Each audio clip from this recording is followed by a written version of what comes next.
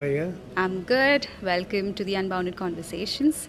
So, Stewart, AI may make legal work faster, yeah, but what must it never be allowed to take away from justice? Well, I think that people's humanity, their empathy, and their ability to exercise discretion is of absolute premium importance to the practice of law, and the automation of that process is something that really isn't permissible for the continuance of a satisfactory human environment. Thank you. Obviously, with AI making everything efficient, I think human values or the values of justice, it does come in. So, across your career, what have major collective cases taught you about the difference between knowing the law and understanding the people who get affected by it?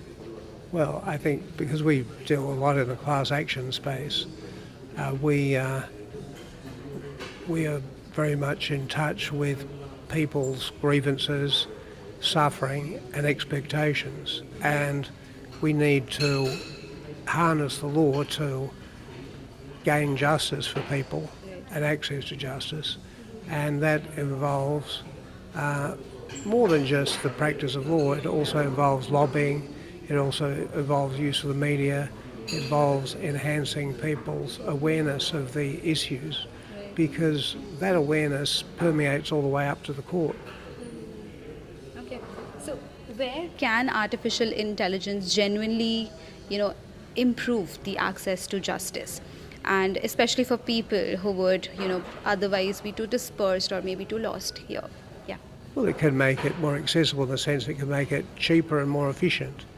There are tasks that people, particularly burdensome and tiresome paperwork, that slows down the progress of a case and has added greatly to its expense. I mean, one of the most expensive aspects of any litigation has been discovery and the sorting through sometimes many thousands of documents, particularly if you're suing a multinational corporation or a government, and to be able to get through that process more efficiently, more quickly and more cheaply is going to add enormously to lowering the cost, and the lower the cost, the more access there is to justice.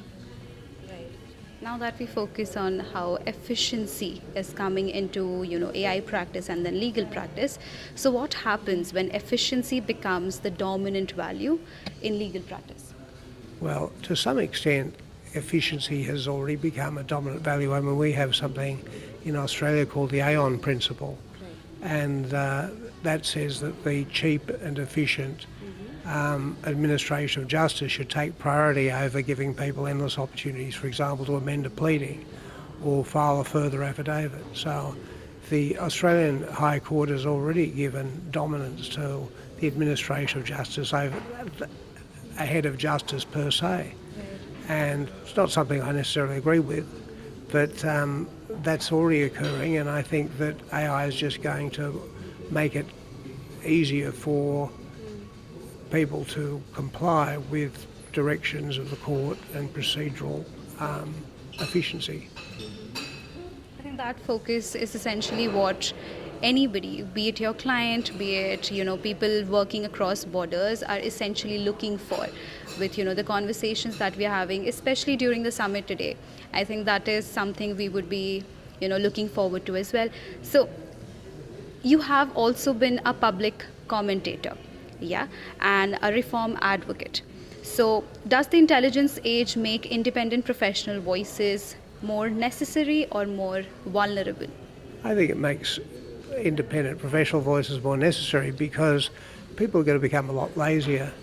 They're already pretty lazy, and they're going to be less focused on the issues and more on how they can get money quickly. And because, let's face it, a huge proportion of the legal profession is driven by money ahead of everything, and there's been efforts to streamline processes and procedures, particularly in, for example, personal injuries practices, where justice is very secondary to the profits of of the lawyers in many instances in Australia, or several instances anyway, have become public companies. They've listed on the Australian Stock Exchange, and there's a big conflict of interest between your duty to the shareholders and the duty to your clients.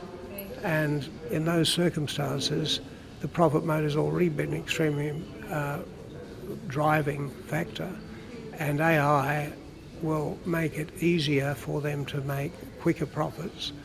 And the importance of people standing up for what is necessary in identifying the central social and personal issues that are involved in the legal problems that people are facing is going to be ever more important, because otherwise it's going to be lost in the money market, as it were.